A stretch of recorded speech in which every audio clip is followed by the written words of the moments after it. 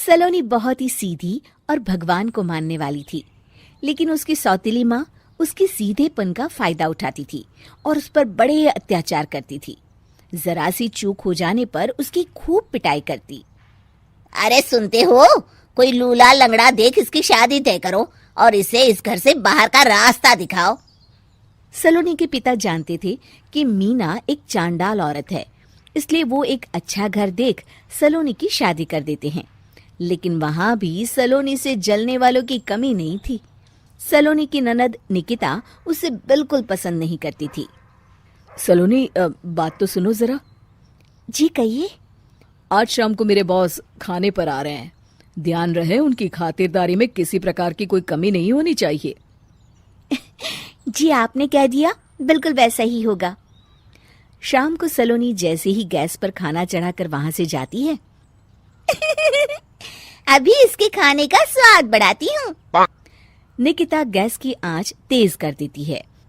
थोड़ी देर में देखते ही देखते सारा खाना जल जाता है और पूरे रसोई घर में चारों तरफ धुआं फैल जाता है। अब आएगा मजा। माँ जल्दी आओ, यहाँ देखो सलोनी ने किचन में आग लगा दी। अरे तेरा सत्यानाश हो, कल मुही तूने ये क्या कर दिया? सलोनी की सास उसे बहुत डांट फटकार लगाती है। तभी मोहन अपने बॉस के साथ घर में प्रवेश करता है।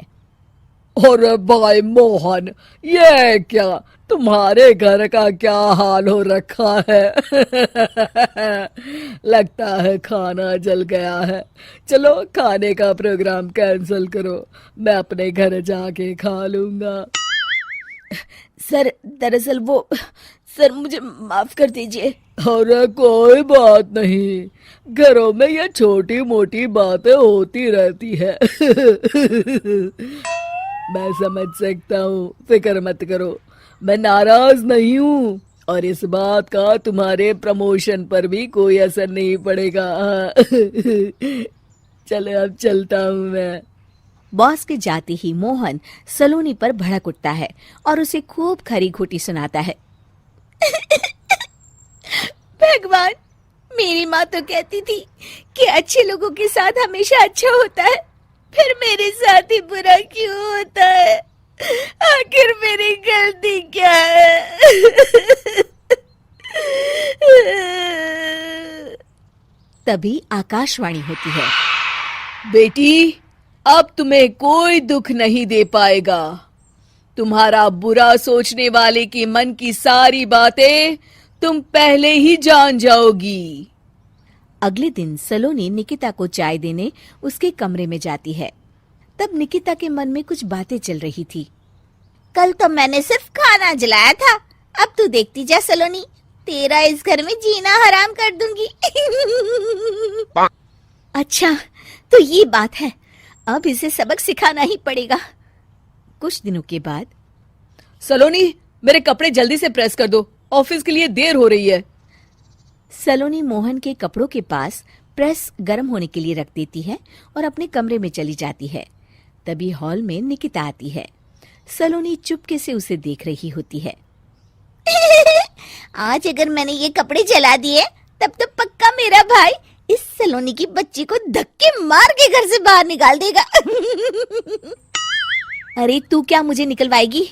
महादेव है मेरे साथ। ठहर जा निकिता, आज तो तेरी खैर नहीं। सलोनी अपने पति मोहन को बुला लाती है और निकिता की सारी करतूत दिखाने लगती है। निकिता गर्म प्रेस मोहन के कपड़ों पर रखकर अपने कमरे में चली जाती है।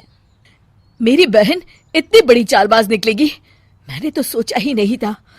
मुझे माफ कर दो सलोनी, मैं तुम्हें गलत समझ रहा था। मोहन निकिता को बुलाकर उसे खूब डांट फटकार लगाता है। उस दिन के बाद से सलोनी की जिंदगी पूरी तरह बदल जाती है। सलोनी हर किसी के मन की बात सुन लेती थी। दूसरी तरफ निकिता का कोई भी दांव सलोनी पर नहीं चलता था और आखिरकार वो भी सलोनी के आगे घुटने टेक देती है। फिर एक दिन सलोनी की सास की सहेली ममता अपनी बहू कविता के साथ वहां आती है। कविता मन ही मन कहती है, अरे ये बुढ़िया पागल है जो मुझे यहाँ लेके आ गई। कहाँ मैं अपनी किटी पार्टी छोड़ के इसके साथ यहाँ मरने आ गई। पता नहीं कब तक इसे झेलना पड़ेगा। अरे ये जल्दी मरे और इसकी सारी जायदाद मेरे नाम हो जाए। सलोनी कविता की सारी बातें सुन लेती है। अरे कविता, तुम अपनी सास की जायदाद के लिए उन्हें झेल रही हो और उनके मरने का इंतजार कर रही हो। ये तो गलत बात है। सलोनी की बात सुनकर कविता बिना देर किए कहती है, अरे ये तुमने कैसे सुन लिया? ये सारी बातें तो मैं अपने मन से बोल रही थी। तुमने कैसे सुन लिया?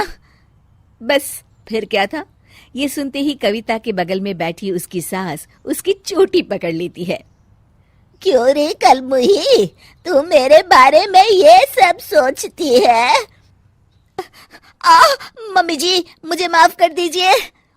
बड़ी आई मेरी जायदाद लेने वाली, मैं आज ही अपने वकील को बुलाकर सब कुछ छोटी बहू के नाम कर देती हूँ।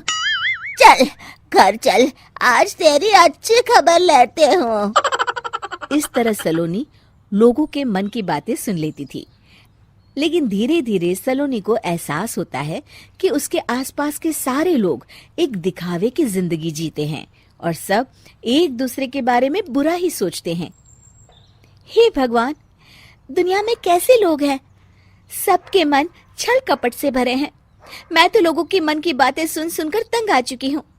मैं अपनी जिंदगी में अब बहुत खुश हूँ। अब आप मुझसे ये शक्ति वापस ले लीजिए भगवान। इस तरह भगवान सलोनी को दी हुई शक्ति वापस ले लेते हैं और सलोनी एक आम जिंदगी जीने लगती है।